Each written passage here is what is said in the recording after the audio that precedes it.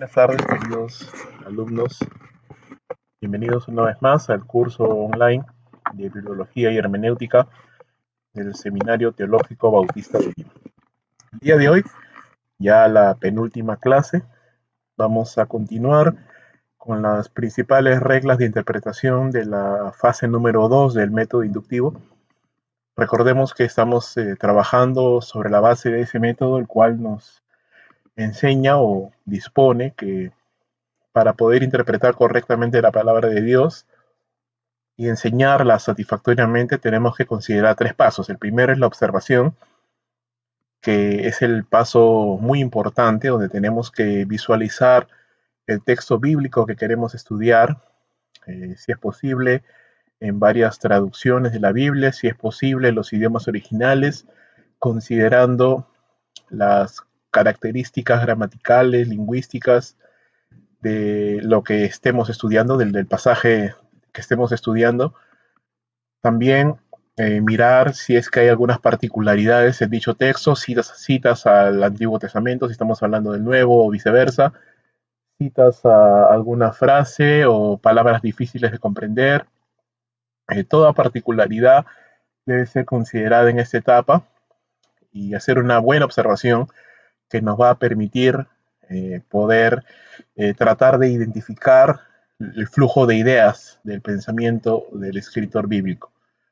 Luego, la segunda fase es la fase de la interpretación, que en la cual ya tenemos algunas semanas, en la cual estamos mirando las diferentes reglas de la hermenéutica, que es la hermenéutica bíblica, que es la ciencia que estudia el proceso de interpretación de la palabra de Dios, y hemos visto que hay diferentes formas de interpretar la escritura según el tipo de género literario que se nos presente. No es lo mismo interpretar un texto narrativo que uno poético o que uno profético, que es alguna de las cosas que vamos a ver en la clase de hoy y en la siguiente. Es muy importante poder seguir esas reglas porque la escritura se valida y se interpreta con la escritura misma, pero bajo ciertas reglas y principios que no debemos de saltear, porque al hacerlo estaríamos incluyendo dentro del texto nuestras propias ideas y no descubriendo las ideas del escritor, que justamente es lo que queremos hacer. El tercer paso finalmente será el paso de la aplicación, que eso ya lo veremos la semana que viene, perdón, en la cual tomaremos la enseñanza o las enseñanzas que hemos adquirido en este texto interpretado y las aplicaremos a nuestras vidas actuales, a nuestras situaciones y contextos, con el fin de poder obedecer la palabra de Dios, que es viva y eficaz, y lo fue tanto para los destinatarios originales como lo es para nosotros hoy en día. Siguiendo con el proceso de la interpretación, hoy vamos a continuar analizando estas reglas especiales de interpretación y hoy vamos a considerar cuatro géneros literarios que podemos encontrar en las Sagradas Escrituras. Hay más, hoy vamos a ocuparnos de estos cuatro y luego seguiremos viendo los demás en la semana que viene. Los géneros que vamos a ver hoy son las parábolas, o estas figuras literarias que podemos encontrarnos en las Escrituras, las parábolas, las figuras retóricas, los símbolos y los tipos. Para empezar, ya viendo el género, las parábolas, tenemos que reconocer que hay un sinnúmero de parábolas y la mayoría se encuentran en el Nuevo Testamento. Tenemos varias parábolas y casi todas ellas enseñadas por el Señor Jesucristo. Y en algún momento de los evangelios se dice que Jesús enseñaba al pueblo siempre usando parábolas, ¿verdad? Y luego a sus discípulos más cercanos les daba la interpretación. Entonces muchas de estas parábolas han sido ya interpretadas por el Señor Jesús y no hay mayor trabajo que hacer ahí, sino recoger la interpretación de nuestro Señor. Pero también hay otras parábolas que no tienen una interpretación directa, sino que tenemos que nosotros justamente poder entender cuál es la idea. Ahora, una parábola básicamente es una historia, es una narración, un cuento, basado en una experiencia cotidiana de la vida. Es algo familiar, algo con lo que los oyentes podían familiarizarse porque graficaba aspectos de la vida cotidiana pero por medio de estas acciones o de estas circunstancias se buscaba enseñar una lección moral o una verdad espiritual más profunda. La parábola tiene como propósito presentar una idea central, ¿no?, que es reforzada por los detalles que se dan al momento de narrar esa parábola. Y dado que las parábolas en sí eh, tienen un significado más profundo, o tienen un significado espiritual, eh, y por ende no es una enseñanza directa a lo que fuera un discurso, por ejemplo, doctrinal. Entonces, lo que tenemos que tener en cuenta aquí es que las parábolas no enseñan doctrina, sino más bien la afirman o la ilustran, ¿verdad? No vamos a ver que el Señor Jesús, o no vamos a ver, mejor dicho, a un apóstol dando enseñanzas doctrinales a la iglesia por medio de parábolas. Lo va a hacer directamente. Las parábolas eran una forma de enseñar verdades espirituales profundas a, a los discípulos del Señor. ¿Qué consideraciones tenemos que tener al momento de interpretar una parábola? Bueno, en primer lugar, tenemos que determinar el porqué de la parábola, ¿verdad? ¿Por qué fue enseñada? ¿Cuál fue el motivo que indujo a que esa parábola sea enseñada? ¿Cuál era el propósito? Otro sería buscar la explicación del significado, ¿verdad? Eh, y como lo dije hace un momento, muchas parábolas ya han sido interpretadas por el Señor Jesús. Por ejemplo, la parábola del sembrador. No tenemos que buscar una interpretación. El mismo Señor Jesús la interpretó a solicitud de sus discípulos. Otro punto importante a considerar es que toda parábola tiene una idea central, tiene un tema del cual, o un tema central, alrededor del cual gira toda la enseñanza de la parábola. Por ejemplo, cuando hablamos de Lucas capítulo 15, hablamos de que el corazón de Dios es contrastado con el corazón de los fariseos con respecto a un pecador, ¿verdad? Los fariseos despreciaban, juzgaban al pecador. Dios recibe a los pecadores que se arrepienten y tiene misericordia de ellos, ¿verdad? Hay algunos detalles eh, que se muestran en las parábolas y tenemos que tener cuidado porque hay una línea muy fina en centrarnos tanto en cada detalle que nos perdemos de vista la idea central. Si bien es cierto, detalles configuran o reafirman la verdad central de lo que se está enseñando, no tenemos que pensar que hay una gran multitud de detalles y que aún el detalle más ínfimo de una parábola puede ocultar un significado espiritual profundo porque estaríamos cayendo justamente en lo que es la alegoría. Y por último, tenemos que interpretar las parábolas dentro del contexto de la cultura de los tiempos bíblicos, ¿no? Si nosotros quisiéramos interpretar la parábola de las 10 vírgenes, pues, y nos ponemos a pensar en nuestro contexto de sociedad occidental en estas épocas, pues nos sería muy difícil poder entender esto. Tenemos que entenderlo en función del tiempo y las costumbres en las cuales fueron escritas.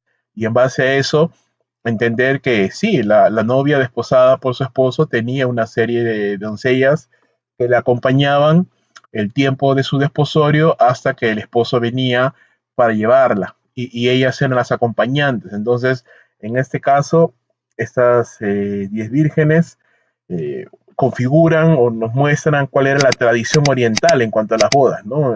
Las bodas en nuestra sociedad occidental son muy diferentes, las bodas orientales eran muy distintas, el novio se desposaba, se prometía en matrimonio con su novia y él partía a la casa de su padre para poder preparar una morada y venía después de hacer eso para consumar ya la boda y eso podía suceder en cualquier momento y las doncellas tenían que estar preparadas y la novia también para cuando llegase ese momento en el cual el novio venía por su novia, por su futura esposa. Entonces, esa es la forma como se entendía y así como se graficó y así como se enseñó.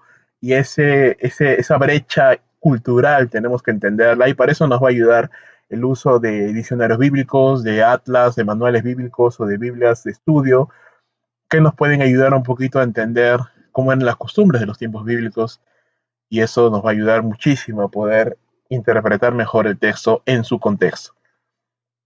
También tenemos que considerar que hay otras figuras, otros recursos, otros géneros que podemos encontrar en las escrituras, y estas son llamadas de una manera más general figuras retóricas, ¿no? Como podemos encontrar las metáforas, las hipérboles, los paralelismos, las símiles y muchas más, la personificación, el antropomorfismo, y vamos a ver más de ellas, pero son formas de expresión o maneras de cómo se grafican ciertas verdades eh, en las que se usan en un sentido figurado, ¿no? Que tienen que traducirse a un sentido más literal.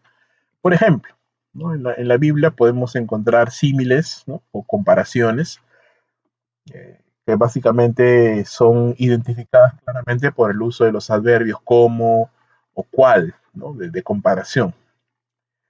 También encontramos metáforas, que es básicamente algo un poco más complejo que un símil, porque es una comparación un poco más complicada, más compleja, más profunda entre una cosa u otra, ¿no?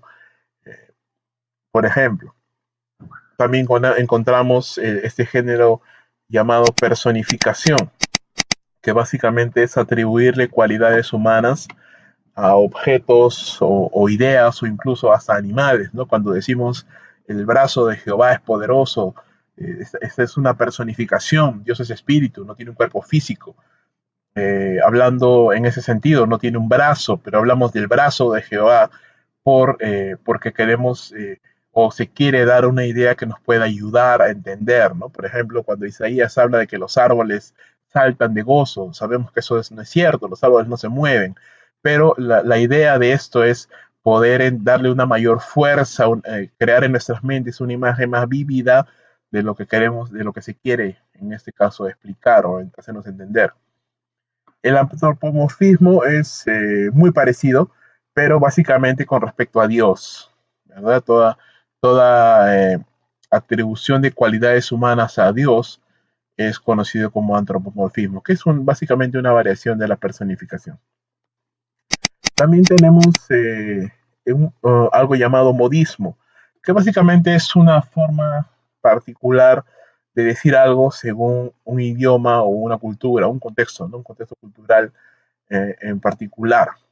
Por ejemplo, cuando en el libro de los Hechos, el capítulo 2, se nos dice que la iglesia del primer siglo, ellos eran unánimes en el partimiento del pan y en las oraciones. Esa palabra, el partimiento del pan, es una forma de decir que comían juntos, ¿no? Que compartían un compartir, que compartían, valga la redundancia, el tiempo de comida juntos, ¿no? También tenemos el eufemismo, que es la sustitución de una expresión un poco más suave para tratar de no decir directamente una realidad que pudiera ser un poco más chocante. Por ejemplo, ¿no? Cuando decimos que Adán conoció a Eva, ¿verdad? Es un eufemismo. ¿Qué es lo que qué es lo que se está queriendo decir realmente? Que Adán tuvo relaciones sexuales con Eva. Entonces, como el escritor Moisés no quería decir eso directamente, usaba este eufemismo, ¿no? Adán conoció a Eva, ¿no? Esa es la idea de conocer.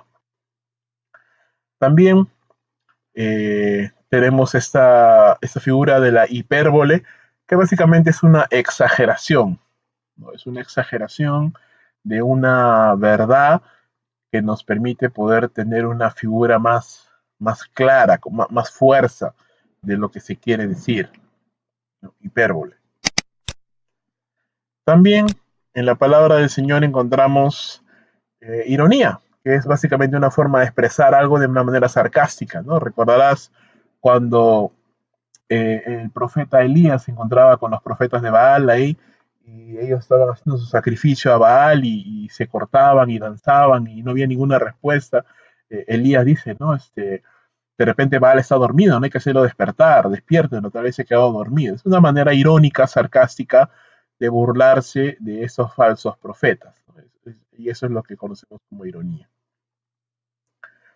También tenemos esta figura llamada merismo, que básicamente es la expresión de una totalidad mediante la mención de dos partes que conforman o que componen los extremos de algo, ¿no? Por ejemplo, en el Salmo 139, 2, el rey David dice, ¿no?, que el Señor conoce su sentarse y su levantarse, ¿no? También el Salmo 3 nos dice que yo en paz me acostaré y así mismo dormiré y me levantaré, ¿no? Porque tú estás conmigo. Entonces, esa es la idea.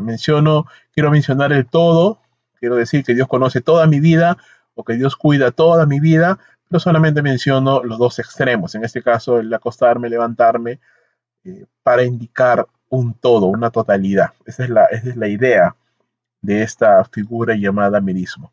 Hay muchas más y les va a servir de mucho las lecturas que estamos haciendo de este libro de hermenéutica, donde encontramos de manera más detallada muchas cantidades de figuras. Aquí solamente hemos mencionado tal vez las más relevantes, pero en sus lecturas ustedes van a poder encontrar una mayor variedad y profundidad de estas figuras. También encontramos símbolos en la palabra de Dios.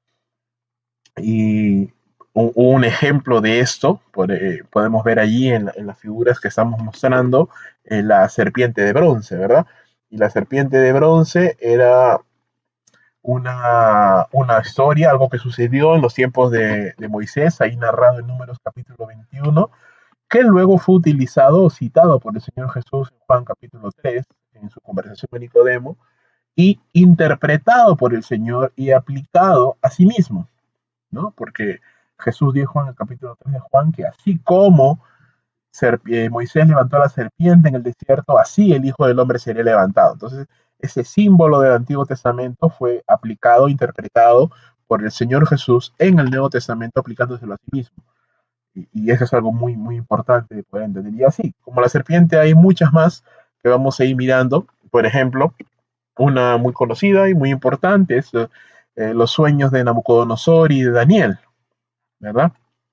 Que cada uno de ellos tenía su interpretación y que se correspondían o se corresponden a diferentes tiempos, imperios que surgieron en la historia de la humanidad, que tuvieron su inicio y tuvieron su fin, pero fueron mostrados o fueron revelados por Dios a Daniel, en este caso, o a Nabucodonosor en el otro, en forma de, no en una forma directa, sino en forma de sueños, de figuras, de símbolos que tenían que ser interpretados, ¿no? Ahora, cuando nosotros nos encontramos con este tipo de figuras en la palabra de Dios, hay que entender en primer lugar que el objeto utilizado como un símbolo puede ilustrar diferentes cosas en diferentes pasajes, ¿sí? Y eso significa que tengo yo que considerar cada pasaje. Por ejemplo, lo que acabo de mencionar hace un momento, de la serpiente, ¿no? Si yo miro en Génesis capítulo 3 y veo a la serpiente astuta que engaña a Eva, y luego en Números capítulo 21 veo a la serpiente de bronce, no son la misma cosa, aunque es un animal, es la serpiente, es una serpiente, ambos símbolos representan diferentes cosas. En Apocalipsis capítulo 12 se nos dice que la serpiente antigua es Satanás. En Juan capítulo 13 nos dice que la serpiente de bronce era un modelo de lo que luego iba a suceder con el Señor Jesucristo y su sacrificio en la cruz. Entonces, un símbolo no necesariamente significa lo mismo en diferentes pasajes. Tengo que interpretarlo a la luz del contexto. Entonces, a pesar de que un símbolo puede ilustrar diferentes cosas en diferentes pasajes, cuando simboliza algo en un pasaje específico, la intención del autor es comunicar una representación única. Eso quiere decir que si la serpiente de bronce significa o representa en el futuro a la obra de Jesús, solo representa eso y en nada más. No está hablando de nada más. Cuando leemos, por ejemplo, en Primera de Pedro, capítulo 5, verso 8, que Satanás anda como el león rugiente buscando a quien devorar, entonces esa figura, ese símbolo del león, en ese pasaje solo está refiriéndose a Satanás, aunque sabemos que la figura del león también es usada en Apocalipsis para referirse al león de la tribu de Judá, que es el Señor Jesús. Entonces, a pesar de que el símbolo león puede significar diferentes cosas en diferentes pasajes, en cada pasaje solo representa una sola cosa, no puede tener muchos significados, ¿verdad? Y eso hay que tener en cuenta y para poder interpretar correctamente. Un subtipo o una subdivisión de los símbolos que podemos encontrar son los tipos. ¿Qué cosa es un tipo? La serpiente de bronce podría ser un tipo, es un símbolo más específico. Otro ejemplo de un tipo puede ser el sacrificio de Isaac, ¿no? El casi sacrificio, porque realmente no fue sacrificado. ¿Por qué? Porque esto representaba algo que iba a suceder en el futuro, ¿verdad? Entonces, un tipo puede ser definido como una persona, evento o cosa del Antiguo Testamento que tiene realidad histórica y que fue diseñado por Dios para prefigurar, para anticipar, para anunciar de manera preparatoria, pero simbólica, a una persona real, un evento o algo que luego va a ser visto o cumplido en el Nuevo Testamento. Entonces, el tipo es un símbolo específico mostrado, revelado en el Antiguo Testamento, que prefigura su cumplimiento en el Nuevo Testamento. Sí, eso hay que tener en cuenta. ¿Cuáles son las características básicas de un tipo en la Biblia? Bueno, en primer lugar, el tipo y el antitipo, que es el cumplimiento, tiene una correspondencia o parecido natural. Isaac fue sacrificado o iba a ser sacrificado por su padre y no fue sacrificado y apareció y Dios proveyó un cordero. Jesús es llamado el Cordero de Dios, ¿no? Que quita el pecado del mundo. Abraham, el padre de Isaac, entrega a su hijo. Dios, el Padre Celestial, entrega a su hijo. Entonces, hay parecidos, hay una correspondencia. El tipo es Abraham e Isaac, el antitipo, o sea, el cumplimiento es el Padre Celestial, Dios el Padre y su Hijo, el Señor Jesucristo. El tipo tiene una realidad histórica. Eso quiere decir que no es algo simbólico nada más, si bien es cierto es un símbolo, pero es un símbolo de algo que existió y que existe, que se cumplió, que realmente fue literal, que fue hecho. El tipo es una prefiguración o anticipación del antitipo, es predictivo, mira hacia el futuro, ¿no? Y eso es claro.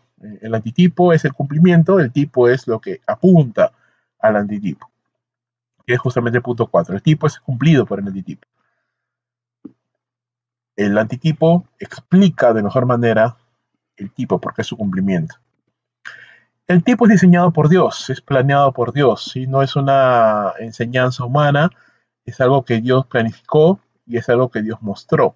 Cuando nosotros pensamos en las instrucciones específicas que Dios le dio a Moisés para construir el tabernáculo de reunión, eh, no sabemos que es un tipo hasta que lo leemos en el libro de Hebreos, donde se nos dice que el tabernáculo terrenal era sombra del celestial, ¿no?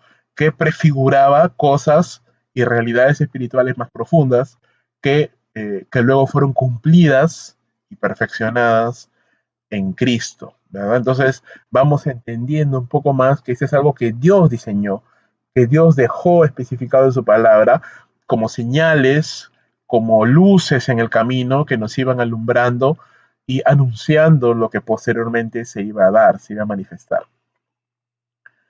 El tipo y el antitipo son designados o identificados como tales en el Nuevo Testamento claramente, ¿verdad? Pablo nos dice con claridad que Cristo es el segundo Adán. Entonces, Adán es el tipo, es un tipo de Cristo, porque es el primer hombre en ese caso, es un hombre que fue puesto a prueba, era un hombre perfecto y fue puesto a prueba y en este caso falló. Cristo era un hombre perfecto, también fue puesto a prueba, pero Cristo venció y nos dio la victoria. Pablo dice, en Cristo, en Adán todos mueren, en Cristo todos son vivificados. Entonces, Adán es el tipo, Cristo es el antitipo, el cumplimiento, el postrer Adán, el segundo Adán, el que explica, el que perfecciona de mejor manera Adán.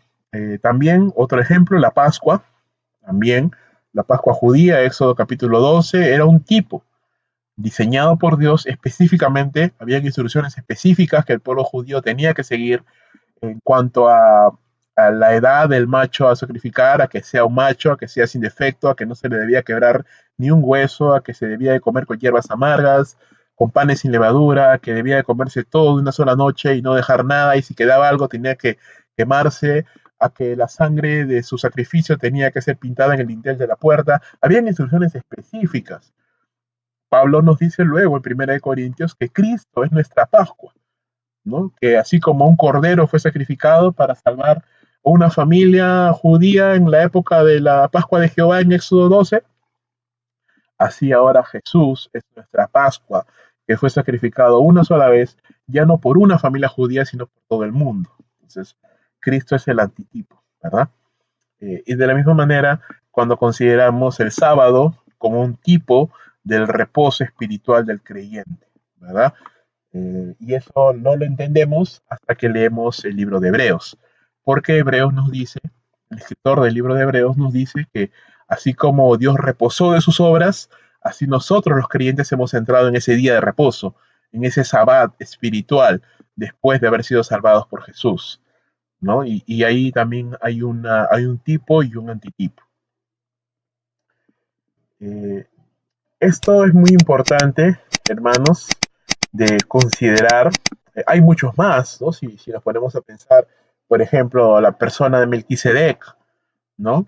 Un rey que apareció allí de la nada, ¿no? Y de pronto, igual en el libro de Hebreos, nos dice que es un tipo de Cristo, ¿no? Entonces, el libro de Hebreos es muy importante cuando queremos poder saber o conocer acerca de tipos y antitipos. El libro de Hebreos nos da mucha información en cuanto al significado de muchas cosas en el Antiguo Testamento, porque tiene muchas citas y muchas explicaciones de lo que sucedía o lo que sucedió en el Antiguo Testamento. Entonces es un libro clave de poder entender para poder justamente interpretar correctamente tipos del Antiguo Testamento. ¿Qué más, hermanos? Hay que tener en cuenta que todo proceso de interpretación correcta de la Biblia no se aprende de la noche a la mañana. Esto es algo que hay que poco a poco ir practicando, siempre considerando las herramientas que el Señor ha puesto en nuestras manos por su gracia. Entonces, nos va a ayudar. Aquí hemos colocado, por ejemplo, algunas de estas herramientas o ciencias que Dios nos da, como la hermenéutica, que nos ayuda a la interpretación, como la exégesis, que es el proceso interpretativo en sí, y como la homilética, ¿no? Que es la parte final, ya cuando vamos a plasmar en un sermón lo que hemos estudiado. Pero no puede haber una homilética si primero no hay una exégesis. Si no hay una exégesis correcta, si no aplicamos los principios de la hermenéutica bíblica. Y para poder aplicar los principios de la hermenéutica bíblica, primero tenemos que hacer una buena observación y, siguiendo las reglas que ya hemos visto en las clases anteriores, identificar palabras claves, los versos y el flujo del pensamiento del autor.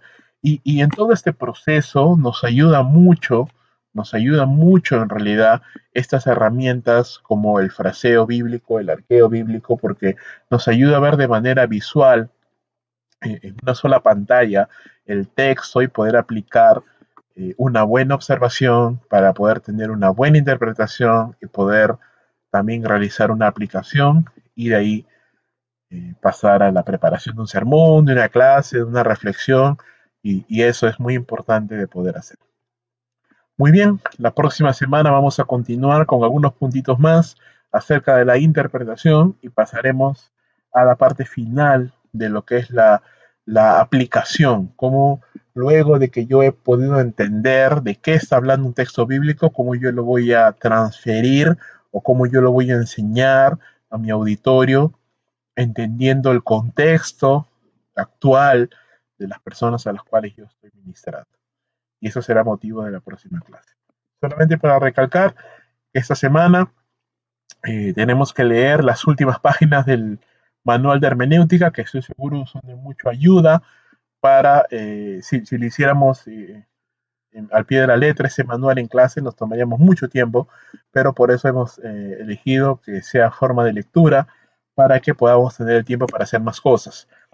Como tarea práctica, tienen el encargo de poder realizar el fraseo de Hebreos, capítulo 3, del verso 7 al 19. No olvidar, por favor, hermanos, hacer el proceso de la observación, poniendo la idea central de lo que hemos entendido, los puntos en los cuales estamos dividiendo el texto y alguna nota de observación. Estamos escogiendo algunos pasajes que son un poco complicados de interpretar, justamente para que podamos identificar esos textos o esas palabras que nos pueden causar algún problema, y eso son notas de observación que luego tengo que subsanarlas, que tengo que corregirlas, que tengo que entenderlas.